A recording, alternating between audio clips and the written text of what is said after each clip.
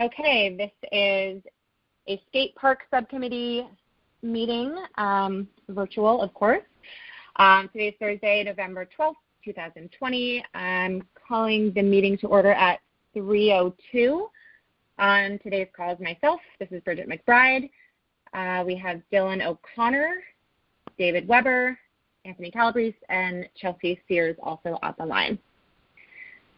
Our first order of business is to elect a chairperson for the subcommittee.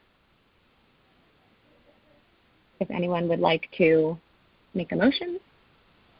I'll nominate you, Bridget, to be the chairman. Okay. Any other input from any other members? Dylan? If you're comfortable doing that, Bridget, I would obviously support that. But if you have too much on your plate, I'm also happy to nominate myself. Okay. I will allow you to take the lead on that, and if you'd like, I would be happy to take the meeting minutes from here on out. If you just want to do it for today, and then I could take it over moving forward. So I'll make a motion for Dylan O'Connor to be our chairperson. Withdraw my previous nomination. So. Anybody want to second that? I think, David, it's got to be you, right? Yep. I second. Okay. All in favor of Dylan as the chair? Aye. Aye. Aye. This is Bridget. All right. That's unanimous. So, Dylan, it is all yours. All right. So I think the first order of business we wanted to go through was with respect to the rules around having scooters on site. Bridget and I went down to the site to just take a look at it. I had never been there. And I know, at least for me, Anthony, I was hoping you could kind of speak a bit further about why the decision was made not to allow scooters. It just, when I was down there at the skate park looking at it, it was hard for me to understand why we wouldn't allow scooters to be on that property. And I know that when we spoke, you had said something about the construction of the skate park that gave you pause about allowing scooters. So could I ask you to just elaborate on that? Sure. So the history, let me give a brief history, and I don't know how many of you guys were around, so I don't think Bridget or yourself were around. I think Dave may have been around when we opened the skate park in 2009. Yep. So the skate park used to be, it actually was a skate park that was at Ludlow, the current Ludlow High School. It then got moved down to the beach area. This is the early 2000s, to where its current location is. It was fenced in there, kind of in the same area, and it was primarily ramps and stuff that were just sitting on the pavement. The town used to lease the space out, the skate park out to the YMCA, who managed the day-to-day operations of the skate park. So in order to skate at the skate park, you had to have a membership to the YMCA, and then you had to pay a daily drop-in fee to use the skate park. Essentially what they found was nobody was willing to pay to use the skate park, so all the kids were still skating downtown, pretty much at the library, at the schools, in front of businesses, stuff like that. I want to say it was probably in the 2006-2007 time frame. There was a group of about 10 skaters and their parents who came and made a plea to the Parks and Rec Commission to invest in upgrading the skate park, and the YMCA turned it back over to us. They said this is not worth their time staffing it and all that because nobody was using it. So these skaters and parents came before the Parks and Rec Commission. They put on a very nice presentation. Parks and Rec Commission ultimately backed this project, and then that group of skaters, which I was still early in my career here in the Parks and Rec Department, so I was the chair of that building committee. So I'm well aware of how it all played out after that. But this committee basically went before all the different funding bodies, the Board of Selectmen, the Board of Finance, and the RTM, for the funding of $250,000 for this skate park, which ultimately they got approved. And the big buy-in at the time was, from the downtown community, really to provide a place for the skaters to skate, so they would stop chasing business away from the downtown businesses. So 2000, fast forward to 2009, we opened up that skate park almost to the day in November of 2009. The park opened up for its grand opening.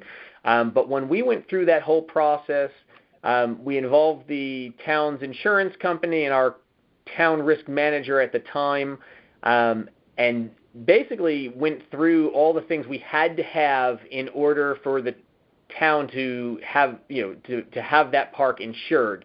And really the big things that it came down to were helmets always had to be worn, no matter your age. If you were in the park, you needed to wear a helmet. There were no spectators allowed inside the fence area.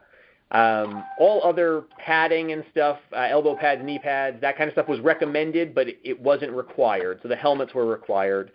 No bikes, no scooters. Those were all built into these original rules. It did allow for inline skates because, again, at the time, rollerblades were a thing that people still did. I don't know if that's still really relevant anymore, but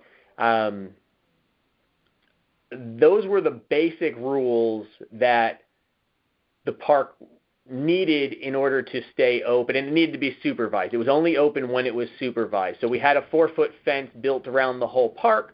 When the park was closed, the gates were locked. Over the last 11 years, we've found that a 4-foot fence does not deter anybody from climbing over it. So the police department recently, this past summer, had asked us to invest in an 8-foot fence. So when the gates were locked, it was very obvious that anybody that had scaled the 8-foot fence was trespassing. So that's where we are as far as the current rules, why it's staffed. The hours have always been 3 to 6, again, because those were the hours of the school-age kids that were, skating. They'd get out of school, 2:30, 3 o'clock. They'd go skating, and it would stay open until during the school year. It was open till 6. Again, depending on the time of year, this time of year it's dark by 4:30, 5 o'clock, so it's not even open till 6 right now. And then weekends it was always 10 to 6, and in the summers and holidays it was always 10 to 7. When school was out, that was 7 days a week. So the concerns with the bikes and the scooters essentially were just flow, mainly flow. The thing was, skaters have a certain flow. When they go on that park, they hit certain ramps, in a certain way, and they're in the bowl and they do their loops in a certain way that's different than scooters and how bikes would use the park. And the insurance company was always afraid that if you allowed both in there at the same time, those paths would cross, and a kid on a bike going faster, and on a metal bike is going to run into a skater, and it's going to cause, bodily harm to, either one or both of the participants. The town had entertained over the years potentially splitting up hours of operation down there, certain hours for scooters, certain hours for bicycles, and certain hours for skaters. Ultimately, we've never pulled the trigger on it. I can tell you, and I'm sure Chelsea could attest to the struggle we have with staffing the skate park. It is a true struggle to find somebody to work hours that are 3 hours a day potentially, or an hour and a half a day during the week during this time of year. So, or if it rains, the park's closed, and you're not getting as many hours during the week. So those are pretty much the history and the background. Hopefully I answered your question. I know it was long-winded, but I want to make sure everybody kind of understood, the whole process from the beginning. Yep. Thank you. And that definitely addresses a number of the things I think that we want to bring up. So if I heard you correctly, first and foremost, related to the scooter issue, that was kind of a decision that insurance and risk management made, with the concern mostly being around the flow. Is that right? Yeah, I would definitely say safety was paramount. The secondary issue really was the maintenance. Primarily, I don't remember scooters coming up in the maintenance issue, but I do remember bikes and their pegs destroying, chipping the cement, and that there would be a maintenance nightmare for us. We haven't really had to do much maintenance down there. So, I mean, even though we know bikes occasionally get in there, I guess it's just not the fact that we're not allowing them in there every day type of thing, that we're not seeing the damage that we would be seeing. But so it's just those two things. I mean, I don't want to speak for Bridget, but I think, Bridget, that when you and I went and looked at the site, I felt like you and I were in agreement that bikes were kind of not on the table because of that peg issue.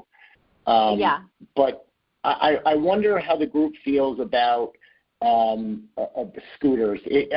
How often is it that you have scooters and skateboards in the skate park where there are flow issues? And maybe that's a hard question to answer, but I just, and whether or not we maybe look into breaking it up so that 12 to 2 is skateboard time and 2 to 4 is scooter time. It feels to me that we should be able to allow both scooters and skateboards on the site, especially if insurance says it's okay and if we're not concerned that it's going to ruin the park. Right. So sorry. Go ahead. No, that's okay. Go ahead, Bridget. Coming back to our previous full commission meeting, I know someone had written in an email saying it's kind of reminiscent of the snowboard versus skiing. How when snowboards first came on the scene, it was kind of like get off our turf, and now I feel like when you go to ski, it's just like 50-50.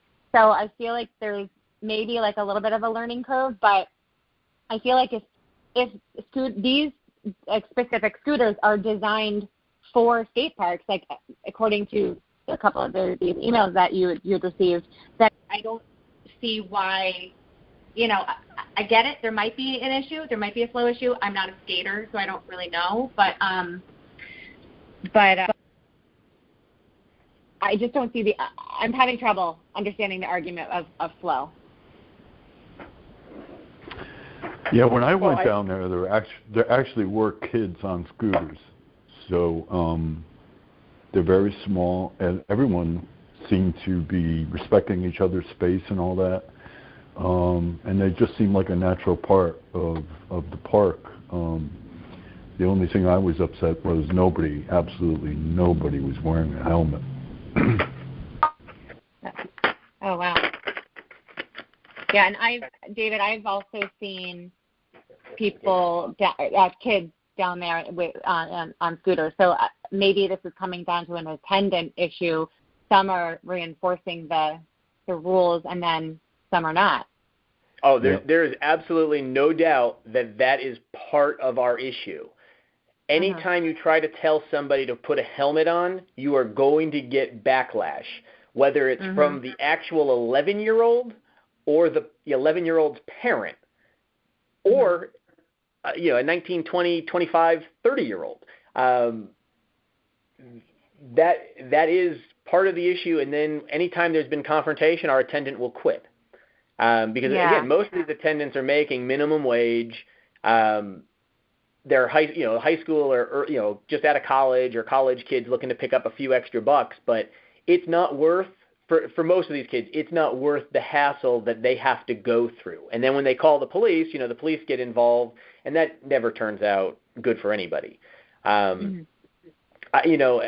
idea of going potentially free and open, just with the park open like the rest of the parks, sunrise to sunset, has always been a topic of conversation as well.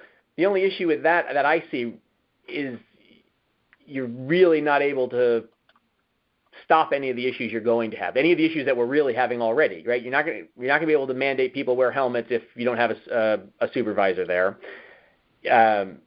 It's just all those headaches. So yes, I know Chelsea is struggling to staff it currently, and we really struggled all summer with it. But that's nothing new. In the 10 years this park's been open, 11 years it's been open, this has always been an issue. Occasionally we get you'll get a supervisor that is really good, and they'll stick around for a few years, and then they move on to something else. But it's definitely part of the issue. We've looked into hiring an outside security firm, G-Force, who handles a lot of the two universities events, just to kind of have a uniformed person staffing it.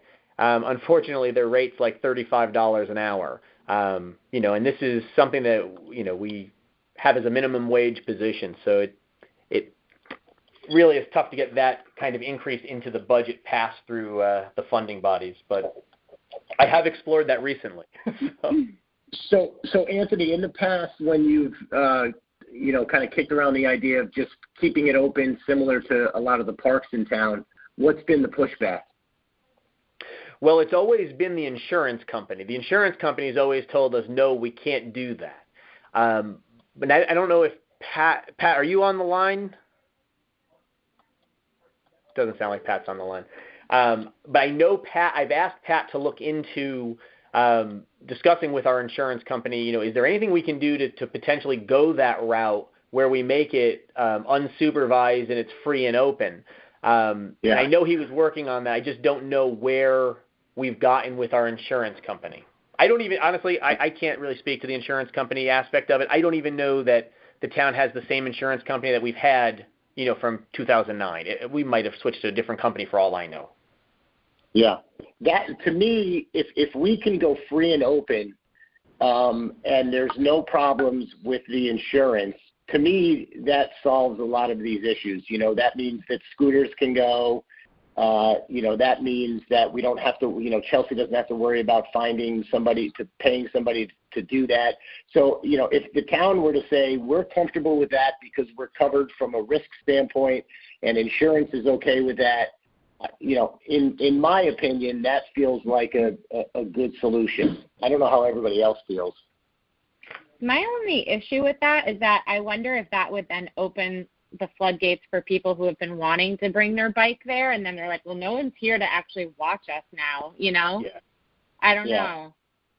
Yeah, and now it's another call to the police department who's going to come and enforce it, because they're the only enforcement we have. And I know they don't even, no offense to the police department, they do a fantastic job, but they don't want to be dealing with issues at the skate park. And we call them far too much as it is. Right. Yeah, right. Well, I think in my mind, the first step would be to have Pat speak with the insurance company and get an idea of how they feel about that. Because if the insurance company says, absolutely no way, too much exposure for the town, then, I think that takes that off the table. But if the insurance company says, we don't have a problem with that, keeping it open, allowing scooters and skateboards on it are fine, then, I think the conversation changes a little bit, and then we just have to determine if we want to go that route, knowing that there's the potential that bikes might come into the mix, which could potentially, damage some of the property. Right. Right. The other thing that I wanted to mention was, I think, Anthony, didn't you say that the season is technically ending, really soon? Thanksgiving. The season ends Thanksgiving. And again, I think it's important to keep in mind the hours of the park currently, are 3 to 6 because of the school hours, typical school hours. I know that's changed in this year. I know. But, that's what I was going to mention. I was wondering if we should talk about possibly changing that just for the current situation. You know what I mean? I know that would probably have to come before the full commission, but it might be a way to break up some of the congestion. Yep. It definitely would be. But again, then you'd have to staff it.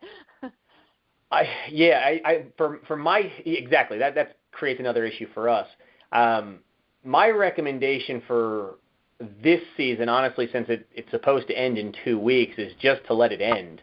And if we wanted to go this new route as of April 1, or, if we enact, the park technically opens April 1, but that's not to say we couldn't say, you know what, the weather's fine in March, let's open it up. If we wanted to go the, free and open, skate at your own risk type park. But again, I would want to just talk to Pat Egan about that, make sure he's on board with it. But that would be my recommendation with the day, losing daylight every day here. But yeah, it's like dark right now. I tend to agree with you there, Anthony. And maybe I don't know who the proper person would be to get this, but while Pat is talking with the insurance company on what that might look like, perhaps we can kind of get a sense of what kind of damage bikes could do to the property, so we could kind of weigh, option one is free and open, knowing that we might have some repairs to make and that could cost X dollars, versus the alternative, which is, having to divvy up the hours and kind of continue on the same path. So do you know who might be able to kind of do just a quick analysis on what repairs might cost if bikes were to start using that park? Yeah, I could talk to DPW about that. I'm sure I can get us an estimate. Again, I don't expect that to be that number to be astronomical. I think it'll be very minimal, and I could probably just encumber it in our current budget for field upgrades and park upgrades like we normally do annually. So. Yeah, Okay. and I think a lot of the ones that do allow bikes, they have on their posted rules something about the pegs. There's like a specific peg that they're like, if you're going to come in on a bike, it has to be such and such a peg and not metal or whatever it is. I really don't know anything about BMX and all that stuff, but I did read that on one of the websites that I was on. I'm trying to find it, but yeah, that's it. Okay, so then I think it sounds like we're in agreement that we should let the season end as it is, since we're only 2 weeks away from that. But in the next couple of months, we should definitely have Pat look into the insurance piece. And if the insurance, kind of gives us the green light to do free and open, then we should have a follow-up meeting to talk about the pros and cons of going that route. Does everybody agree that would be our next step? Yeah, I think that's perfect, and we should just make sure that maybe that's done in like February, just in case we need to have a meeting or two to get it before the full commission, to have it approved before the April 1st season starts. So and that's plenty of time. Yeah. Jot that down. Yeah. Okay. That works. I don't know Pat, so I just sent him an email basically breaking down the conversation we had and asking him to please check with the insurance company and let me know. Our goal would be to obviously bring this before the commission for approval if need be, and that we're looking to try to implement some changes for the spring. Okay, perfect. Okay. So then when you hear from him... I'm sorry. Go ahead, Nope. Do we have to amend our rules and regs to eliminate scooters or allow them there? So we would have to amend the regs if we were going to allow scooters, yes. Because right now it says we don't allow them. Right. Now let's just keep that in mind when we come to a decision that we may have to do that. Right, on the website and on the posted rules themselves, like the physical one at the skate park, yeah. Right, exactly. Okay, cool. Well, so I guess at this point, Anthony, if you can just let us know when Pat gets back to you, then we can, schedule a meeting sometime thereafter to further the dialogue. But for now, I think we're, the next steps is Pat just look into that insurance issue, and then we can reconvene when we have clarity on that. That sounds good to me. Okay. Anything else that somebody wants to add to the discussion? Otherwise, we can call the meeting to order or to close, I guess. I'll move to adjourn. Second? I'll second. Yeah, we can adjourn the meeting at 3:26. Okay. Super. Thank you, everybody. Thank you, guys. A good weekend. All right, thank you. All right. Bye-bye. Have a good day. Bye-bye.